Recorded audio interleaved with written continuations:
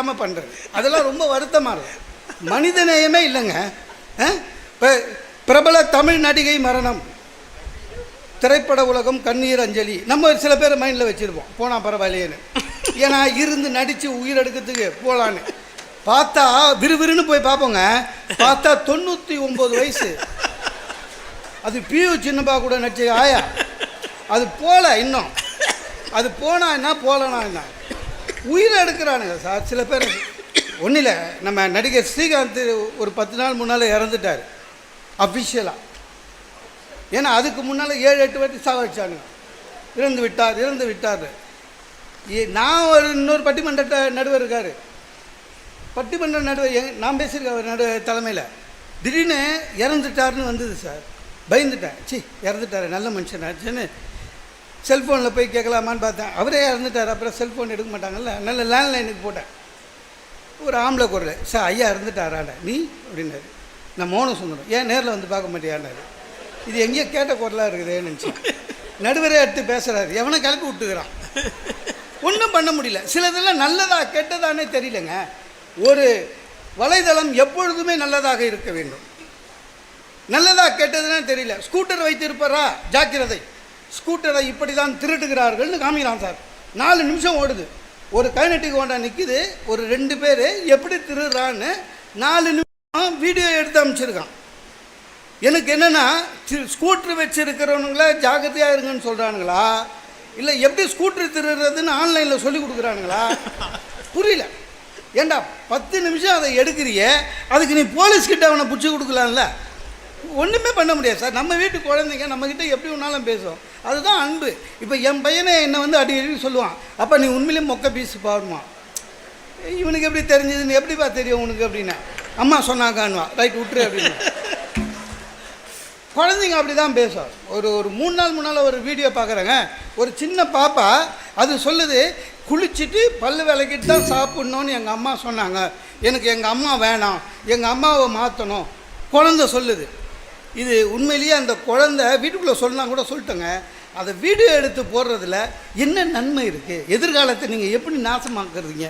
அம்மாவை மாற்றுன்னு சொல்கிறது ஒரு பெரிய பாராட்டுக்குரிய செயலா? ஆக்சுவலாக அந்த குழந்தையோட அப்பா ரெடி பண்ணியிருக்கான் அதை, அவனுக்கு தான் அம்மா மாற்றணும், அதை பாப்பா மூலமாக சொல்லியிருக்கான். ஒன்றும் இல்லை, ஆப்கானிஸ்தானில் உண்மையிலேயே உணவு பஞ்சம். ஐநா சபை சொல்லுது இந்தியா கிட்ட கொஞ்சம் கோதுமை கொடுங்கன்னு.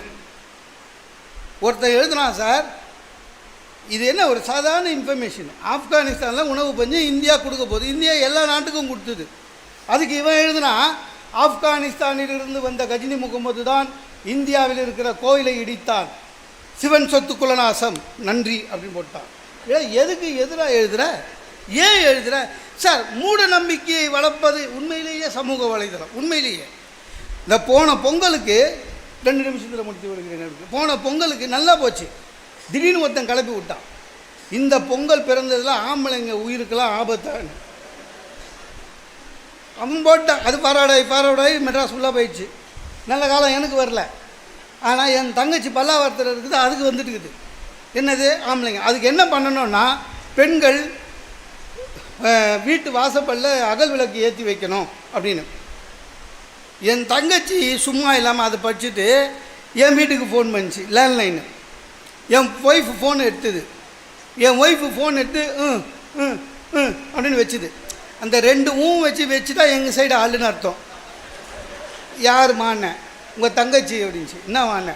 ஒன்றும் இல்லை, ஆம்பளைங்க உயிருக்கெல்லாம் ஆபத்தான அகல் விளக்கு ஏற்றணுமா பெண்கள்லாம், ஒய்ஃபு. அது உன் தங்கச்சி சொல்லிட்டாங்கன்னு சமையல் ரூம் உள்ள போகிறா. எனக்கு இவ என்ன ஏற்றுவாளா இல்லையா?